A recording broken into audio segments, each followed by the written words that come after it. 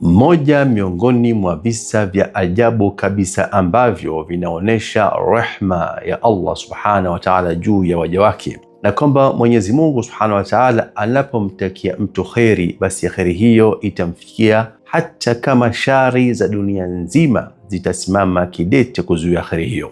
Mwanamke mmoja wa Kifaransa anahadithia mwenyewe ya kwamba siku moja nami nimelala usingizini, nikaoteshwa ndoto ya ajabu kabisa.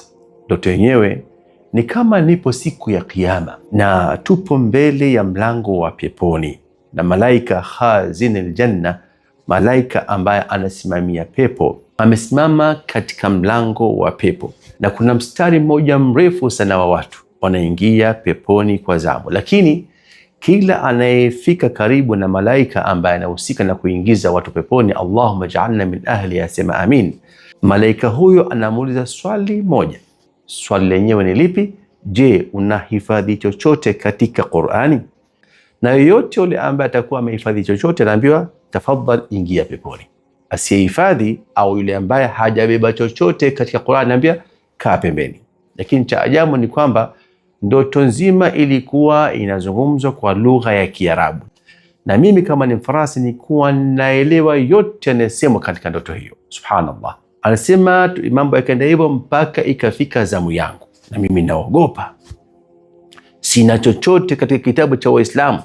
Mwanamke Mnasara anasema ilipofika zamu yangu nikaulizwa kama walivyouliza wenzangu, je, umehifadhi chochote katika kitabu cha Allah, kitabu cha Qur'ani? Akasema hapana. Malaika huyo akaniambia kaa pembeni kwa wale ambao hawajahifadhi.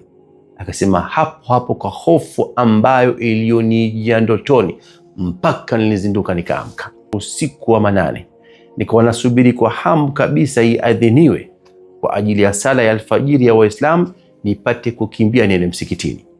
Na kweli aliposikia adhana pale pale akakimbia, akajua msikitini kuna watu, akakimbia katika msikiti wa Waislamu na akaingia moja kwa moja akiwa ana hofu, anatetemeka kwa hofu, kana kwamba ndoto ile aliyoiona sio ndoto, ni maisha aliyoishi. Akaingia moja kwa moja akakabiliana na muadhini au imamu, akamwambia nakuombeni Waislamu, nakuombeni tafadhalini, nifundisheni maneno ya kitabu chenu, nifundisheni Qur'ani. Wakamwambia wewe sio Muislamu, na kama nataka tukufundishe maneno haya basi kwanza silimu. Akasema wallahi niko tayari kuslimu sasa hivi, nami ni mkweli katika Uislamu wangu, sidanganyi, niyaona sio madogo. Umeona nini? Niacheni tu. Anasema niingizeni katika Uislamu nipate kuhifadhi maneno ya Mwenyezi Mungu Subhanahu wa Ta'ala. Akapigishwa shahada, akasilimu na akawa Muislamu.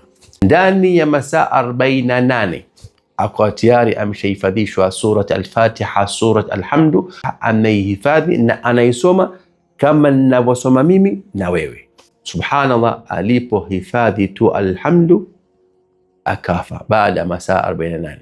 Nilipo muhadithia kisa hichi, mmoja kati ya mashia akasema hakuna shaka kabisa ya kwamba mwanamke huyu kuna jambo alilifanya, wema aliufanya au alimfanyia mtu wema huo akauona Mwenyezi Mungu Subhanahu wa Ta'ala, ndio akapenda amkurubishe kwake na amuingize katika rehema ya Allah, amuingize katika Uislamu na amfungulie milango miongoni mwa milango ya kuingiza peponi. Lakini nabaki pale pale, faida zipi ambazo umezipata kupitia kisa hichi, mpendwa mtazamaji? Mkono kwa mkono hadi peponi. Tuhifadhi Qur'an.